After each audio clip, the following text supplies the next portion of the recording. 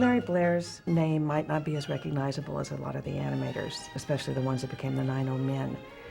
To the people who knew about her art at Disney, she's adored and respected enormously. When I think of my dreams, like as a kid, I see Mary Blair-like colors. Something like Cinderella herself, just this innocence and a purity, a sincerity. Mary was really pushing the envelope of what animation was. She was, I think, a very big influence in a lot of those films in the 40s and 50s. It's kind of maybe a little bit of an unsung hero. Mary Blair, she had a special eye, and this heart of a child comes into the drawings and makes it irresistible.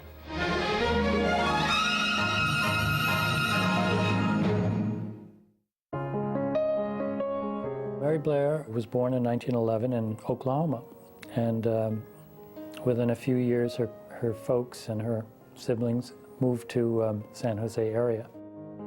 She had a scholarship to the Chouinard Art Institute in Los Angeles, which was quite prestigious during the 1930s, and she excelled at the school. And she met Lee Blair, her husband, there.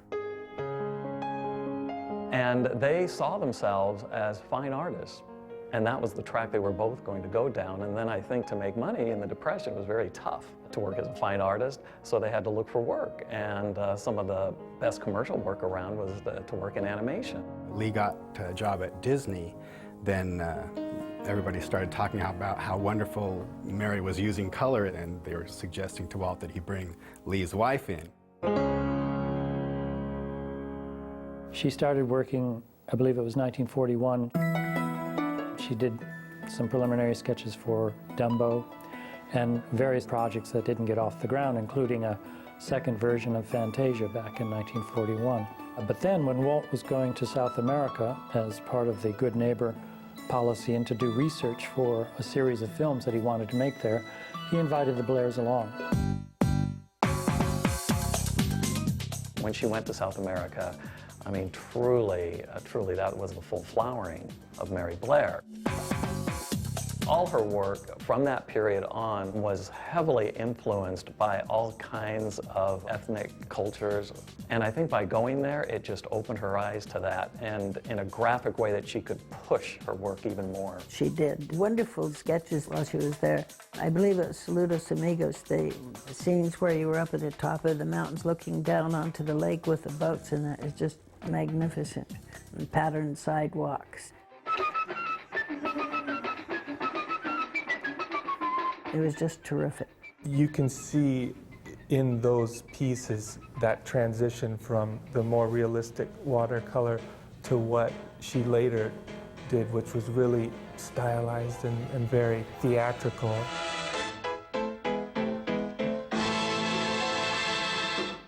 You can see Mary Blair and her style very clearly in The Little House, which was a short that was made. Once upon a time, there was a little house on a little hill way out in the country. She also influenced the color palette of the compilation feature of Ichabod and Mr. Toad. Those scenes in the spooky forest where Ichabod's trying to get home.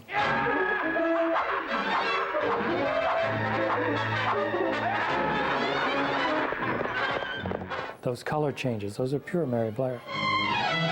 She really was able to set the emotional mood for key moments in the film.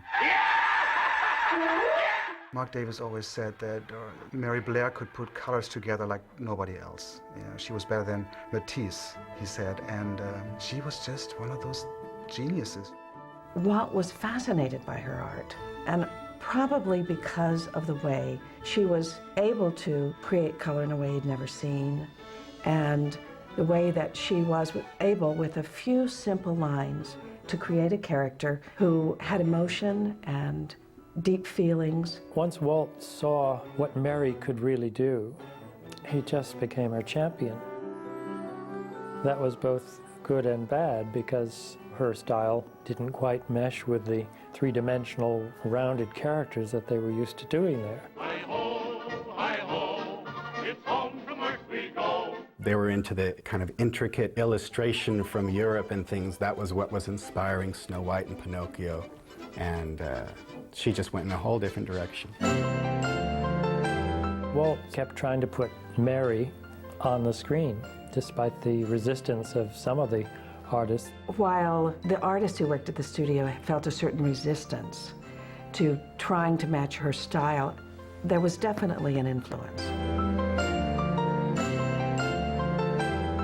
And so you find bits of Mary in, you know, a color, a prop, a costume, a setting. But most often the characters are rounded characters, and so they're a little bit incongruous with the background. Don't you kinda love December when the merry snowbirds chime?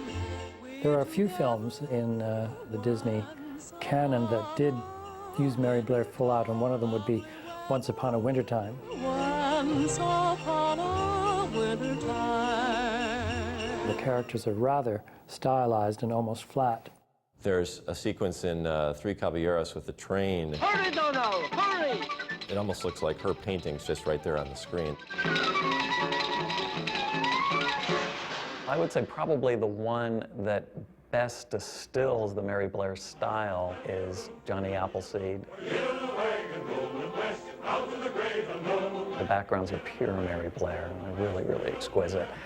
And they capture that sense of whimsy. And by the way, I think whimsy in Walt Disney films did not exist until Mary Blair. Charm, fantasy, those existed in his films, but what she brought was a light touch, and yet a light touch that took you on a journey. In terms of the influence over a film in its entirety, I feel like Peter Pan and Alice in Wonderland, you get the strongest Mary Blair flavor from those.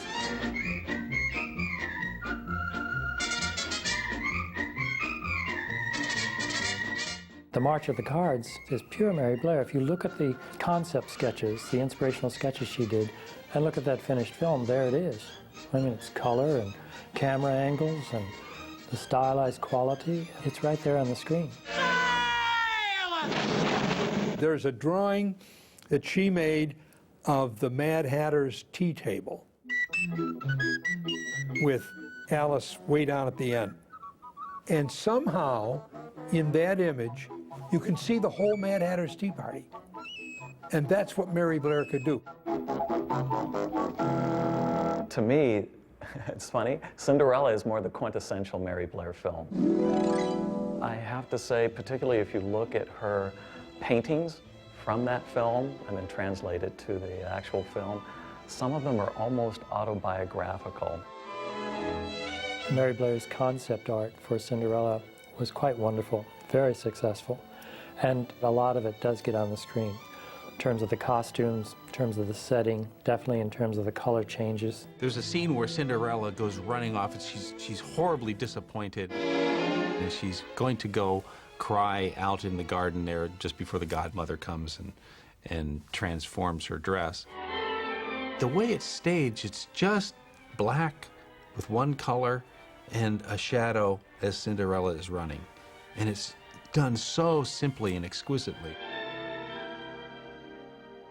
Why, you little thief! The scene where Cinderella is set upon by the stepsisters and her dress is torn, that background, it changes and reflects the emotional, hostile quality. It turns into this red, but it doesn't do it straight away. It gradually turns into sort of jungle red. Girls, girls. That's quite enough. That, I'm pretty sure, was influenced by Mary Blair's emotional use of color. I think Mary Blair, somehow, when I look at her paintings, kind of identified with the character of Cinderella as this sole character who had to go it alone. You have to remember, at the studio at that time, it was very, very rare in the 40s and 50s for a woman to be put in a truly key position at the studio as an artist. It was hard being a woman artist at Disney. It was hard being a mother in the 50s who had a career, a successful career. She really was living in another age as far as a woman artist. She was a very shy person, but you didn't push it because she would stand up for herself. You could learn a lot about how to be kind to other people and still stand up for yourself. Mary Blair left the Disney studio in '53, just when Peter Pan came out.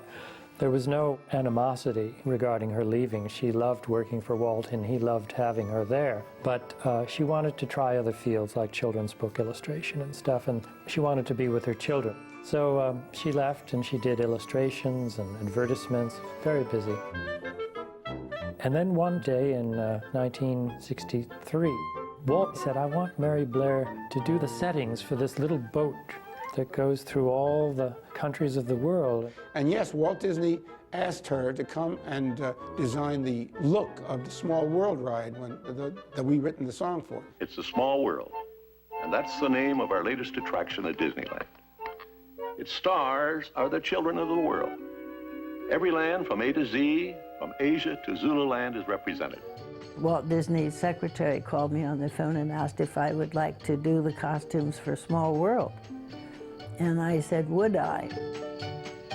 It was far beyond anything I'd ever dreamt could happen in my life, and still is one of the best things that ever happened. I learned so much from her, and we had a lot of laughs and such together, too. And it was like her coming home, in a way, and she just loved working on the project. I want you to meet Mary Blair.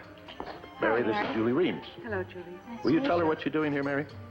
We start this way, making a preliminary sketch. All of these marvelous drawings and concepts came pouring out of her.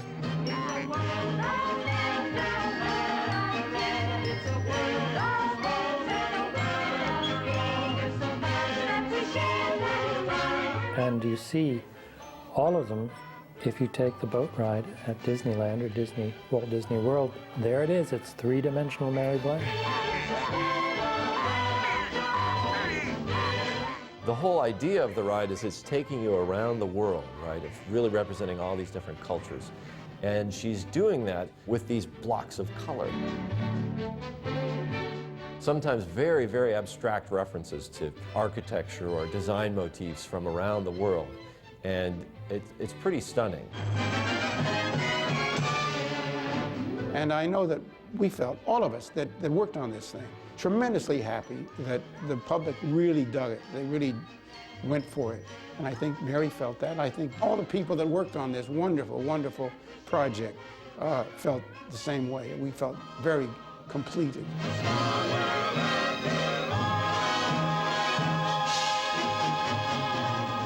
I think probably like Walt Disney, she never lost that connection from childhood to adulthood. She never forgot who she was. She never forgot who children were or the nature, the spirit of children. I met the Blairs when I was a teenager growing up in Santa Cruz. I read a particular article and I decided to look them up in the phone book and call them up, and they answered the phone. And so I had a meeting with them at a local restaurant, and both Lee and Mary were really good at encouraging young talent. I'm always going back to see that fresh, direct approach, and I just find a lot of inspiration from that. Mary Blair is one of the top 3 requests that comes into the library. Artists are so inspired by her. They will just ask to come and see boxes of Mary Blair. I'm working on another film now, and we've got a bunch of Mary Blair's artwork pinned up on the wall. There's something about her artwork that really inspires you and makes you just want to go do it yourself, you know, create. Well, isn't that really the great test of a great artist? You know, if you can do some work decades and decades previously that still resonates with all the things that change in time, that you can look back on an artist and in this day and age, with all the technology we have, that this one woman's work can still be so extremely, unbelievably influential. Isn't that an amazing thing? Isn't that what we all wish, really?